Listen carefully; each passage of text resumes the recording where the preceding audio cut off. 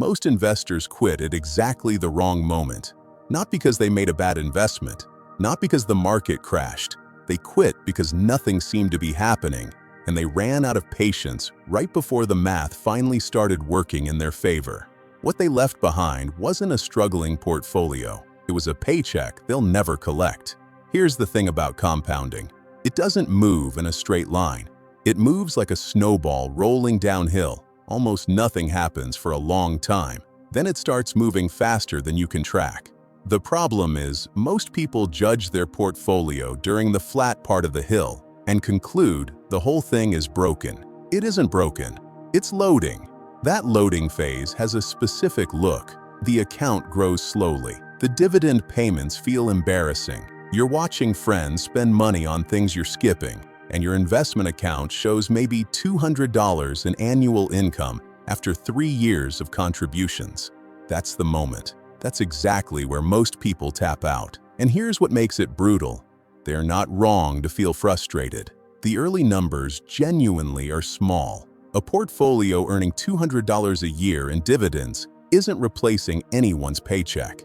The mistake isn't the feeling. The mistake is thinking the early numbers predict the final ones. They don't. Not even close. Take a straightforward example.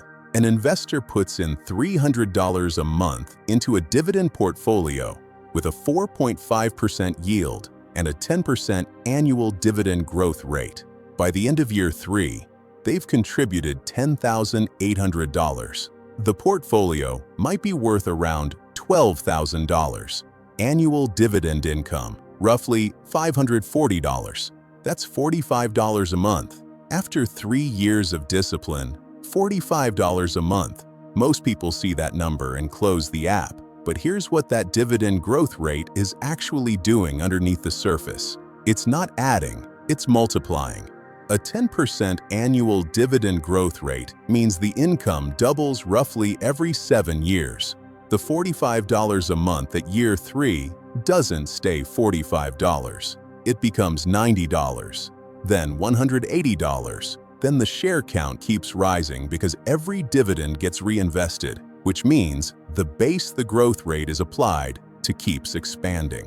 2 engines running at the same time, and neither one slows down. The investor who quit at year 3 didn't just lose a few years of contributions. They stepped off an escalator that was about to start moving fast. Year 5 for that same portfolio looks different. The account has grown to roughly $26,000. Monthly dividend income has climbed to around $90.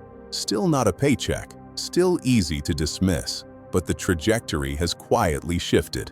The portfolio is now generating enough income that reinvestment alone is adding meaningful share count every single quarter. This is the part nobody talks about. The portfolio starts feeding itself. The investor's contribution still matters, but it's no longer carrying the whole weight. The reinvested dividends are doing real work now, buying shares that pay their own dividends, which buy more shares. Most people quit somewhere between year 3 and year 7, which means they quit right before the portfolio stops needing them as much. Year 10 is where the quit rate drops off a cliff, because by year 10, the people still holding can finally see it. That same $300 a month portfolio hits year 10 with roughly $62,000 in account value. Monthly dividend income has climbed to around $190. Still not life-changing, but something has quietly shifted in the math. The reinvested dividends are now contributing more new shares every quarter than they were in year 5. The portfolio isn't just growing, it's growing faster than it was last year, which was faster than the year before that. The curve has started bending upward. Here's the number most people never calculate. By year 10, the investor has contributed $36,000 of their own money. The other $26,000 in the account came from the market and from reinvested dividends. The portfolio is now more than 40% self-funded.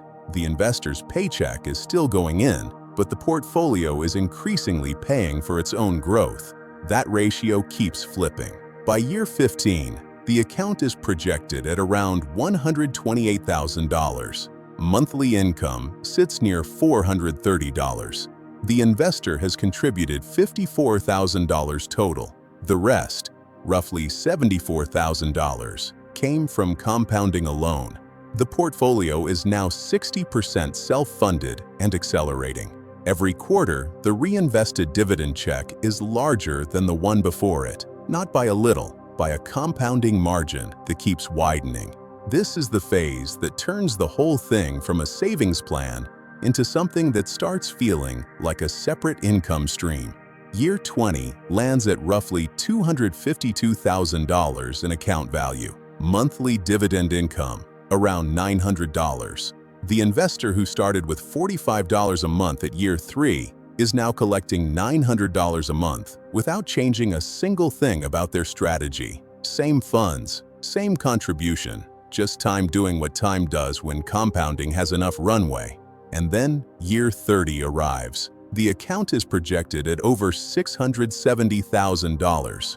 Monthly dividend income crosses $5,200 every month without selling a single share.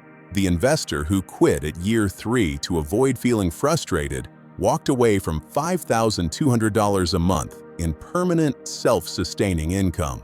They didn't lose money, they lost the outcome. That's the real cost of quitting early. It's never measured in dollars lost. It's measured in the income that never shows up. Here's where this loops back to the beginning. Most investors quit because nothing seems to be happening. But the portfolio was never designed to impress you in year 3. It was designed to pay you in year 30. The early years aren't the proof that it's working. They're the price of the proof that comes later. The investors who collect $5,000 a month from a portfolio they built on $300 contributions didn't do anything extraordinary. They just didn't quit during the ugly middle. The most expensive financial decision most people make isn't a bad investment. It's a good one they stop believing in too soon. If that trajectory is the one you want, stick around. There's more on how to build it.